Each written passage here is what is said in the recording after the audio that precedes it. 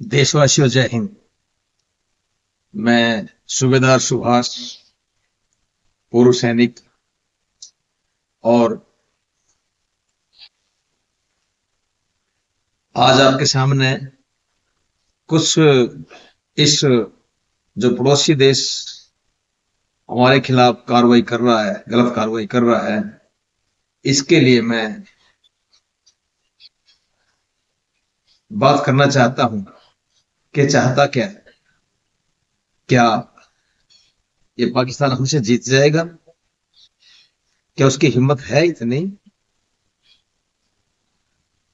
उसकी हालत ये है कि मार के भाग जाओ, फिर गिड़गिड़ाने लग जाओ अपने गलत आकाओं को लेकर के, चीन जैसे। आज क्या है? आज मुझे फक्र है कि मेरे छोटे भाई, मेरे पुरुष, जितने भी पूरे सैनिक हैं, मेरे अफसर्स हैं, और मेरे देश की जनता एक होकर के इस गद्दार की मरम्मत कर रहे हैं। मैं पूछना चाहता हूं कि जो हमारे शेर जो आपके सामने दिखाई दे रहे हैं स्क्रीन के ऊपर, क्या इनसे वो जीत पाएगा या जीत पाया है कभी?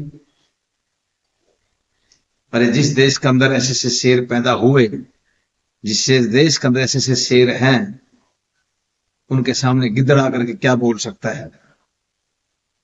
सजनों, मैं पूछना चाहता हूं कि जो आपके सामने ये स्क्रीन पर हैं, जिनके मार्गदर्शन में फौज तैयार हुई, बड़े बड़े कष्ट झेले इन्होंने, देश की आजादी के बाद अगर पहले थे तो यही हमारे शेर थे कि जिन्होंने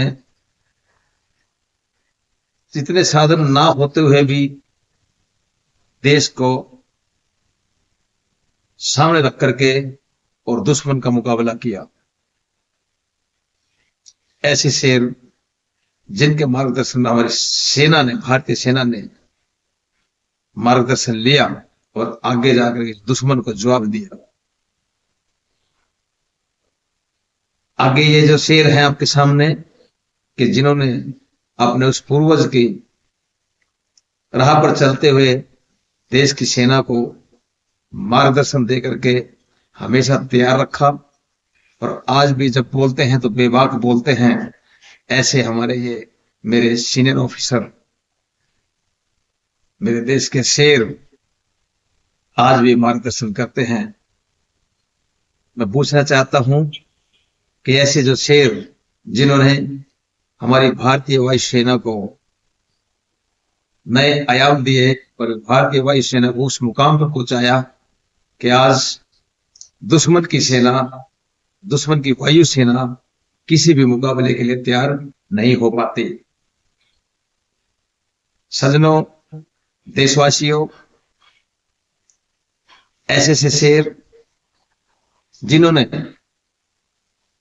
हमारे पूर्वज गुरु गोविंद सिंह के त्याग को देखते हुए फौज को तैयार किया, और गुरु गोविंद सिंह के नक्शे कदमों पर चल करके भारतीय सेना में जोश भर के रखा, और जिस जोश के तहत आज भारत की सेना, हमारे जवान, ऑफिसर्स, पूरे जेसीओस, तमाम जो डिफेंस के अंदर सिविलियंस हैं, वो भी मिलकर के कंधे से कंधा मिला करके मुकाबला कर रहे हैं। क्या ये हमारे शेर, कारगिल का शेर रहा ये मेरा छोटा भाई, जिन्होंने परचम लहरा दिया कारगिल के अंदर, अकेले ने अपने जवान बचाए और दुश्मन के सैनिकों को मार करके उस मुकाम पर पहुंचे। ऐसे मेरे शेर, क्या पाकिस्तान जीत सकता है? क्या सामने रह सकता है? नहीं रह सकता। साथियों, 1971 के अंदर मार खा करके, 1971 के अंदर मार खा करके और सरेंडर करने वाले आज वो क्या औकात अपनी दिखा पाएंगे? और क्या औकात है उनकी? 95,000 सैनिकों को खुशामद करके पैर पकड़ के हमारे जो बराबर के अंदर आप देखिए शेर बैठे हुए हैं, उनके सामने सरेंडर किया। वो अपनी गलती माफ करके वो गए कि ऐसे शेरों के सामने आज पाकिस्तान टिक सकता है। या ऐसे शेरों के अंदर जिस सेना ने ट्रेनिंग ली हो, जिस सेना ने मार्गदर्शन लिया हो, ऐसे शेरों की सेना के सामने क्या वो टिक सकता है? साथियों, आगे देखिए, ये शेर जो हमारे 1962 के, 1965 के और 1971 के शेर मेजर थापा, मेजर सोमनाथ जैसे शेर क्या हमारे सैनिक इनको देखते, इनको याद कर करके इस पाकिस्तान को रगड़ेगी नहीं? रगड़ा तो शुरू हो चुका है। आज इन शेरों की आत्माएं हमारे सैनिकों के अंदर है और सैनिक वही शेर बन करके आज वो इस गंदे पाकिस्तान को जवाब दे रहे हैं। साथियों, आज जिन शेरों के वंशज हैं, हम भी हैं। हमारे देश की 1.5 अरब जनता है। इन गंदे पड़ोसियों को जवाब देने के लिए 24 घंटे तैयार है। आगे देखिए, ऐसी ऐसी शेरनियां जिस सेना के अंदर हो और जिनके पास ऐसी शेरनियां हो, इन शेरनियों के पंजों से उस गंदे पाकिस्तान के जनरल भी थराते हैं। जब हमारी शेरनियां सेना के अंदर खड़ी होती हैं तो दूर से दुश्मन थराता है कि ऐसी शेरनियों के सामने ऐसा पागल पड़ोसी टिक पाएगा? सजनों, मैं तो यही कहता हूं, अरे पाकिस्तान शर्म करो। 1965 के अंदर जब इस देश के अंदर खाने को दाना नहीं मिलता था तो मेरे देश के बहादुर प्रधानमंत्री श्री लाल बहादुर शास्त्री ने एक ही नारा दिया था कि हम मर जाएंगे पर झुकेंगे नहीं। मेरे देश के उस शास्त्री प्रधानमंत्री जी ने एक ही नारा दिया था कि हम हफ्ते में एक दिन व्रत रखेंगे, अनाज बचाएंगे, लेकिन किसी से भीख नहीं मांगेंगे।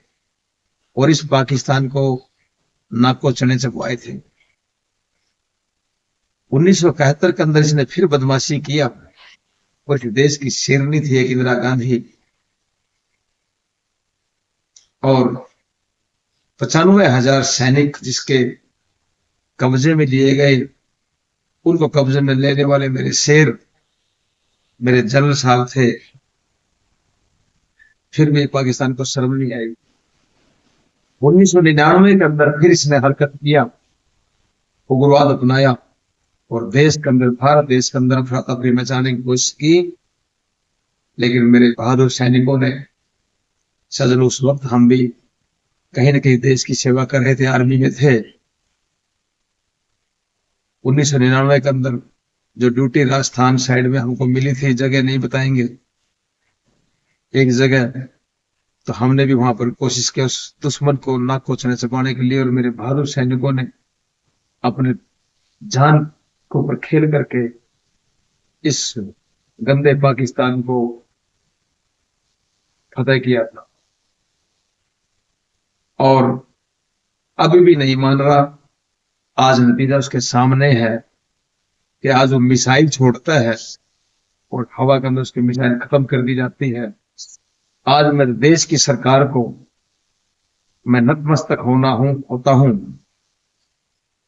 कि जिस देश के अंदर ऐसे प्रधानमंत्री हों जो एकदम निडर और पूरे विश्व को एक पटल पर लाने वाले।